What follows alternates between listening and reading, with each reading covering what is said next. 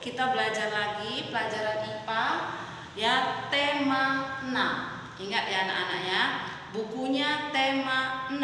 Nah, karena kalian sudah kelas 6, maka kita harus nyambung temanya. Ya. Jadi tidak berhenti, bukan nanti bulan Januari baru mestinya tema 6. Enggak seperti itu kalau kelas 6 ya. Jadi temanya kita ngelanjut anak-anak. Nah, di dalam tema 6 ya, di dalam tema 6 kita belajar tentang pertumbuhan dan perkembangan. Pelajaran IPA. Ya, ini IPA. Ya, buku tema 6. Nih, mungkin kalian selama ini tahu yang namanya pertumbuhan dan perkembangan, atau kalian mungkin sering mendengar kata bertumbuh atau berkembang. Nah, sama nggak bertumbuh dengan berkembang? Ya, nah mungkin ada yang bilang sama, ada yang tidak sama. Ya, yang sebenarnya anak-anak, pertumbuhan dan perkembangan tidak sama, berbeda ya. Tetapi pertumbuhan dan perkembangan ini ya harus seiring sejalan. Kalau misalnya ada nggak orang yang bertumbuh Bu tapi nggak berkembang? Ada. Tumbuhan juga seperti itu. Ada nggak orang yang berkembang tapi nggak bertumbuh Bu? Ada juga. Ya. Jadi Ibu kasih tahu dulu apa yang dimaksud dengan pertumbuhan dan perkembangan. Ya. Yang namanya pertumbuhan ini adalah proses pertambahan ukuran. Nah, ukuran itu apa anak-anak? Ukurannya bisa misalnya volumenya, kemudian bisa tingginya, kemudian bisa beratnya,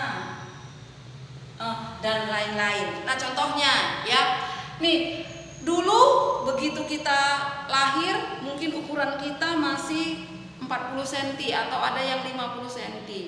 Nah, sekarang setelah adanya pertumbuhan, maka ukuran kita menjadi bertambah. Ya, yang tadinya 40 cm bisa menjadi 150 cm. Nah, kemudian berat kita yang tadinya cuma 3 kg, sekarang ada yang 30 sampai 50 kg. Ya. Kemudian volumenya yang tadinya mungkin kurus ya, kemudian berubah menjadi gemuk, misalnya ada juga. Ya. Jadi di sini ada proses pertambahan ukuran. Ya, yang ukuran itu apa? Volume, tinggi, berat suatu benda. Nah, ini berlaku juga untuk tumbuh-tumbuhan dan hewan. Ya. Nah, kemudian kalau dia perkembangan. Nah, dengarkan apa bedanya. Nih, kalau dia perkembangan, ini proses perubahan secara fisiologis. Ya, contohnya kalau pada manusia apa, Bu? Nih, misalnya waktu kalian kecil, kalian tidak bisa melakukan apa-apa selain nangis. Nah, begitu kalian melakukan pertumbuhan itu bersama dengan proses perkembangan, akhirnya selain nangis, kalian bisa mengenal orang tua, mengenal Cece dan Koko atau Ii. Kemudian sudah bisa berbicara, sudah bisa membedakan mana yang baik dan mana yang buruk. Nah, itu namanya proses fisiologis. Ya, jadi kalau di tumbuhan gimana, Bu? Ya, kalau di tumbuhan, misalnya nih, dari tadi tumbuhan yang punya 2 daun, kemudian berubah menjadi banyak daun. Yang tadinya nggak punya bunga, kemudian mempunyai banyak bunga. Nah, itu namanya bunganya kemudian berubah menjadi buah. Itu namanya proses perkembangan. Jadi ini proses pertumbuhan dan perkembangan, dia harus berjalan bersama-sama. Walaupun ada kalanya salah satu di antaranya tidak berkembang. Ya. Nah, kalau kita belajar tentang pertumbuhan, Ibu buat di sini pertama. Nah, zigot. Nah, zigot ini adalah sel sperma dan sel telur bertemu, itu namanya zigot. Nah, nanti zigot ini berkembang di dalam rahim, ya. Zigot berkembang di dalam rahim, ini dia menjadi janin. Nah, janin namanya bayi. Ini sudah keluar dari rahim ya. Ini masih dalam rahim. Dalam rahim namanya janin. Ya, kalau sudah keluar dari rahim namanya bayi. Ini keluar dari rahim. Ya, ini namanya bayi. Kemudian setelah bayi ada balita, anak-anak, remaja, dewasa, dan lansia. Nah, kalian kalau sudah kelas 6, masa kalian sekarang di sini nih. Masa remaja atau menjelang remaja, atau disebut juga dengan masa pubertas. Nih, jadi kalian sekarang ini semua sudah dilewati ya. Zigot, janin, bayi, balita, anak-anak. Nah, sekarang kalian di sini nih, masa remaja atau pubertas. Nih, biasanya anak kelas 6 itu sebelum kelas 6 ada beberapa yang sudah mengalami masa pubertas.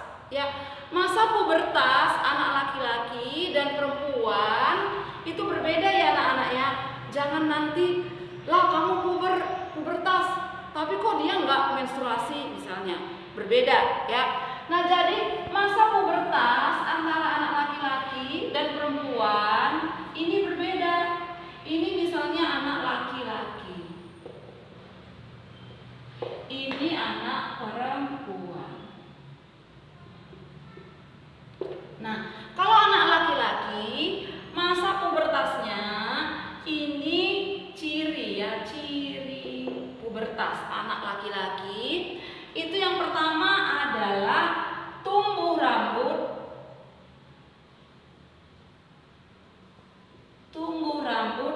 di tempat tertentu.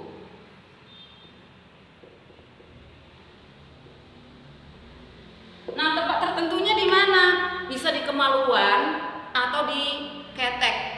Nah, kemudian ada biasanya juga tumbuh kumis atau jenggot. Nah, kalau jenggot masih jarang ya kalau anak laki-laki pada masa remaja ya. Yang sering itu tumbuh rambut di tempat-tempat tertentu dan kadang-kadang kumisnya udah agak panjang ya. Kemudian yang kedua, ini suara membesar. Nah, suara membesar, kemudian tumbuh jakun.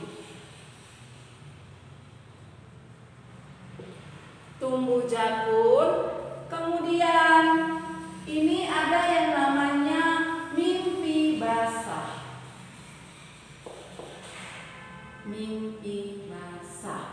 Ya, jadi menandakan laki-laki itu sudah mengalami masa remaja. Nah, sudah ada salah satu di antara yang ibu buatkan tuh. Nah, di rumah periksa diri masing-masing, apakah sudah ada tumbuh rambut di tempat tertentu, atau suara membesar, atau mimpi basah. Nah, yang namanya mimpi basah ini adalah keluarnya sperma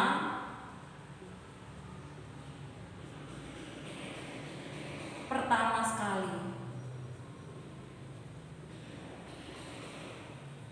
Nah, itu seperti kalian anak laki-laki ya, celananya basah di malam hari, pagi-pagi lah celana kok basah, tapi enggak pipis. Nah, itu namanya mimpi basah ya.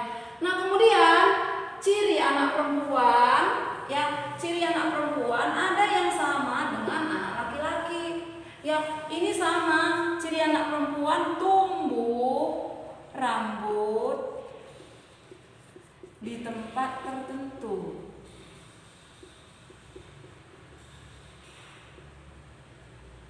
Nah, kemudian suara nyaring. Terus payudara membesar.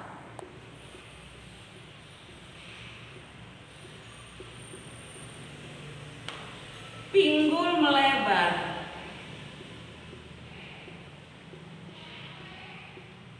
Nah, dan mengalami menstruasi.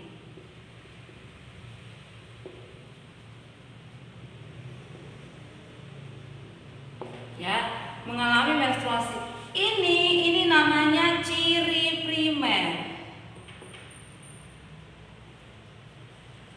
Nah, yang ini semuanya ciri sekunder, ya, ciri sekunder. Nah, sama ya, ini yang laki-laki, ini ciri sekunder. Ini ciri primer.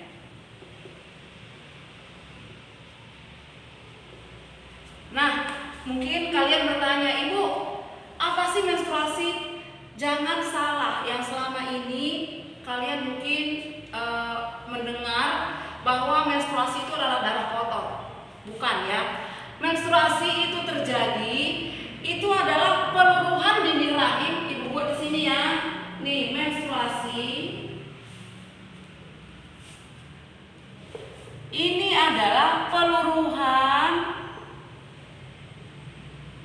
dinding rahim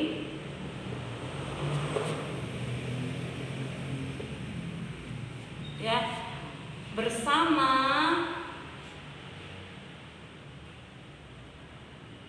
sel telur yang tidak dibuahi.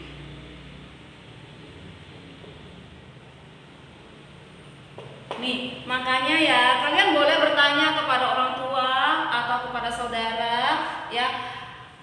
Kalau orang sudah mengalami menstruasi tetapi ya sel telurnya sudah dibuahi, artinya kalau sel telur sudah dibuahi itu mengalami kehamilan, maka tidak akan mengalami menstruasi. Ya, tetapi kalau sel telur tidak dibuahi atau tidak mengalami kehamilan, proses kehamilan, maka setiap bulan harus mengalami yang namanya proses menstruasi.